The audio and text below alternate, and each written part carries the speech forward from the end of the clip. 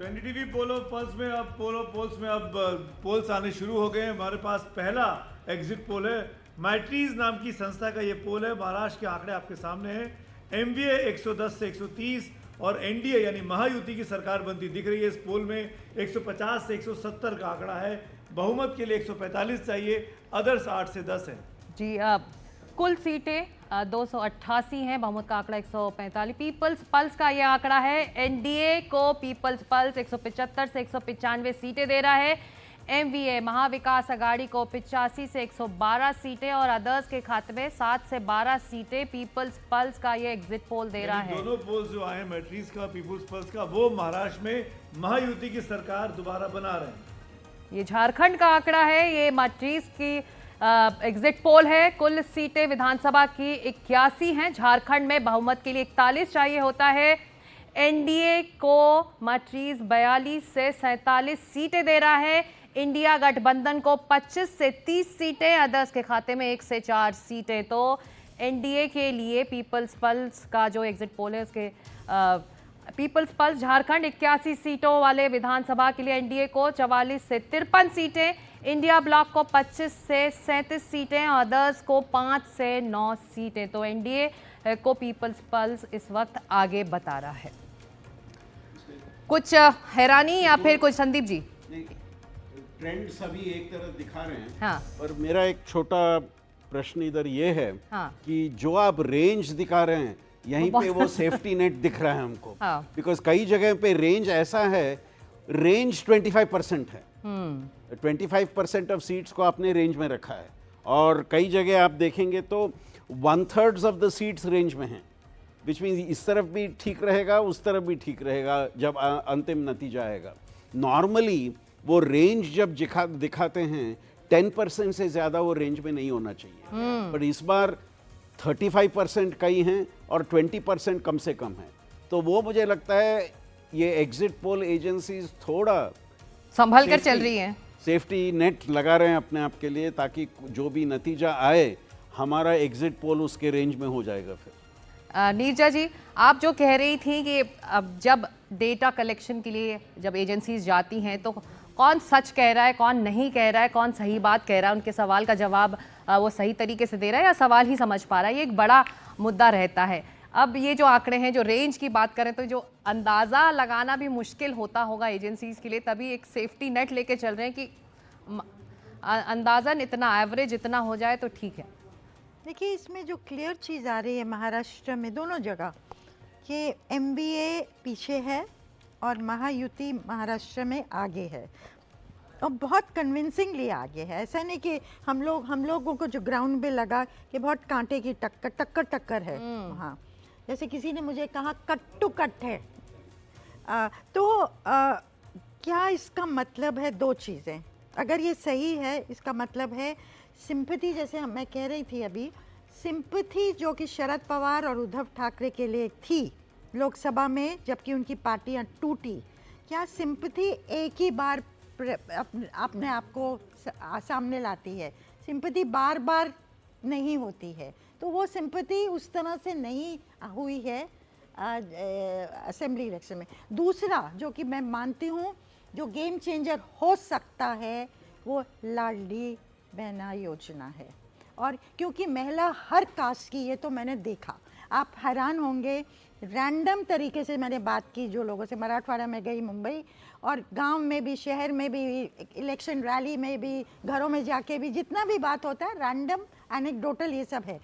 एक महिला मुझे नहीं मिली जिसने कहा हो कि मुझे पैसा नहीं मिला है। नहीं मिला है मतलब हर एक को 7,500 मिला हुआ था। और दलित महिला इतनी एक खास मेहमान नीरजा जी हमारे साथ जुड़ रहे हैं, संजय सेठ हैं, एमओएस डिफेंस भारत सरकार के, और सीधे हम चल सकते हैं संजय जी के पास। संजय जी, आंकड़े आ रहे हैं झारखंड के एग्जिट पोल के, हालांकि सभी एजेंसीज के आंकड़े अभी तक आए नहीं हैं, आपकी पहली प्रतिक्रिया?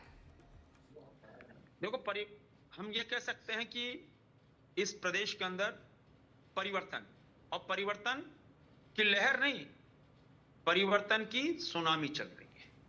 क्योंकि इसी जेएमएम और कांग्रेस पार्टी ने जो वायदे किए झारखंड की जनता से, एक एक वायदे पे धोखा दिया, चाहे वो युवाओं का हो, चाहे महिलाओं का हो, चाहे किसानों का हो, चाहे आम नागरिकों का हो।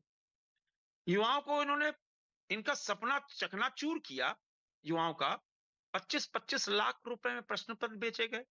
इन्होंने मुख्यमंत्री ने कहा था, पिताजी की कसम खाके, कि मैं शिबू सोरेन की कसम खाके कहता हूं कि हर साल 5 लाख नौकरी दूंगा, नहीं तो गद्दी पे लात मार दूंगा। क्या 5 लाख नौकरी मिली? क्या 5 नौकरी मिली? क्या सत्ता पे लात मारा? क्या इन्होंने कहा था कि बेरोजगारी भत्ता 6-6 हजार रुपए दूंगा, नहीं तो राजनीति संन्यास ले लूंगा। न बेरोजगारी भत्ता मिला, न राजनीति संन्यास लिया। इन्होंने कहा था कि झारखंड की बेटियों को 6-6 हजार रुपए का हम हर महीने जो कहते हैं ना चूल्हा खर्चा देंगे। चूल्हा खर्चा भी नहीं दिया। इन्होंने कहा था कि बेटी की शादी में सोने का सिक्का देंगे। सोने का सिक्का छोड़ दो, पीतल का भी सिक्का नहीं दिया। अब बताओ, जो वायदे किए और उन वादों पर अब क्या होगा? जनता पूछ रही है, भाई बताओ, कहां सोने का सिक्का, कहां 5 लाख नौकरी, कहां बेरोजगारी भत्ता, कहां चूल्हा खर्चा? और संजय जी, पहले कैबिनेट में 5 साल पहले जो 5,000 रुपए एकड़, 25,000 रुपए किसानों को हम देते थे, पहले कैबिनेट में डाउन कर दिया था इन्होंने। किसानों के साथ धोखा किया। संजय जी, 1 लाख संजय जी, करते थे, संजय जी, उन्होंने बंद कर दिया। आप मुझे सुन पा रहे हैं या सुन नहीं पा रहे हैं? सुन पा रहे हैं? आप मुझे सुन पा रहे हैं?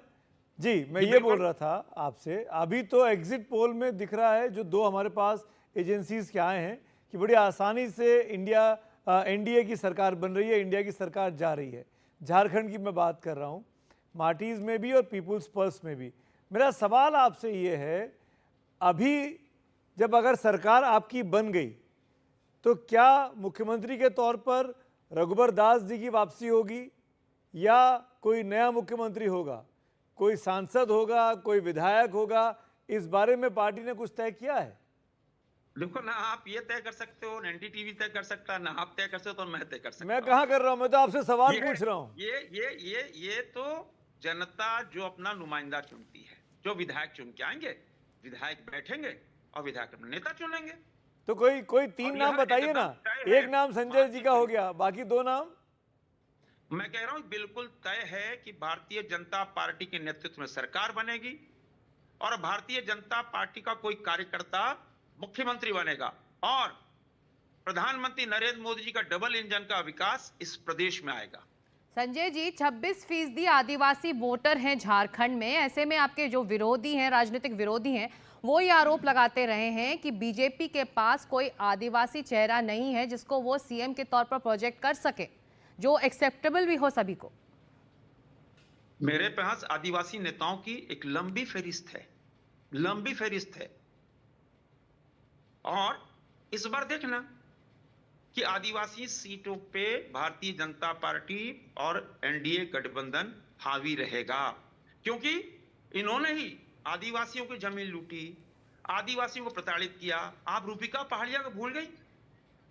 ये आदिम जनजाति थी, 150 टुकड़े किए गए, न्याय मिला क्या?